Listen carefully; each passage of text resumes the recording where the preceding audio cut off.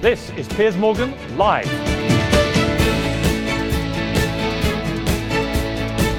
You as a pastor, there's a man repeating over and over again, Jesus, prayer, God, and so on. If he had fallen, what would you have said? You know, I didn't really think about it. I guess my thoughts were, Piers, that, you know, what he was doing, what he loved to do, he felt like that he's fulfilling his destiny doing that. He comes from 7 generations of it. Nick's a great guy. I don't know if he's fallen. I'd have to cross that bridge when we got to it. I just, you know, it would have been tragic, but, you know, we just focused on the fact that he made it through, and, you know, we're just happy for him. Let's take a little listen to Nick during his extraordinary walk.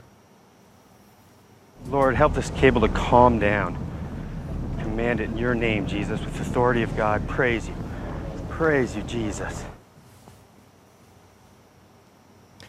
Now, he's a devout Christian, and he's also had, obviously, the family go back decades, centuries even, doing this kind of thing, and many members of that family have died in the pursuit of these glorious achievements that they do.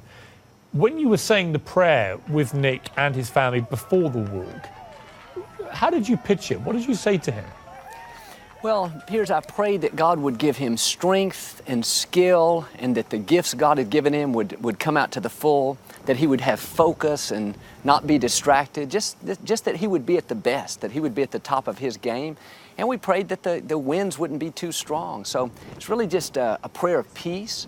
And really it was amazing too, Piers, before the walk, you know, an hour or two before, I was more nervous than he was. He's an extremely calm, peaceful person. He just believes he's in the palm of God's hand doing what he's supposed to do. So it's really, he's an amazing man, and we just prayed for peace and strength, though.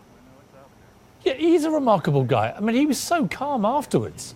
You know, he bent down and kissed the floor, and then he gave this perfectly rational interview. And I thought, mate, you've just crossed the Grand Canyon on a little wire. It was the most extraordinary thing I've ever seen. And there he is, like he'd just gone down to the store to buy some milk.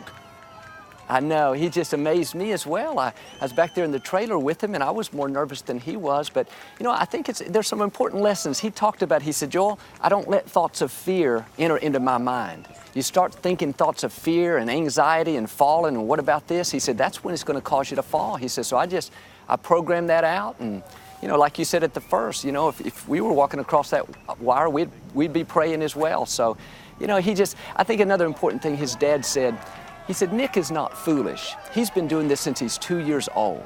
He's incredibly skilled and talented. They use the best science, the best technology, the best engineering. And so I think that's important, that people don't think he's just this foolish guy trying to put his life at risk. This is 7 generations of what he believes he's called to do. And, you know, we celebrate that it worked out.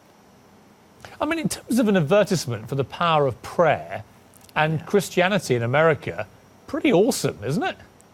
It really is. I mean, again, that's what he said. He said, Joel, this is the way I'm supposed to use my gifts, I feel. It's to bring glory to God. And, you know, I'm in a unique position. This is Nick talking. And so it really is. You know, that prayer brings him strength. It brings him peace. The whole family, it's not just Nick. The whole family is incredibly supportive.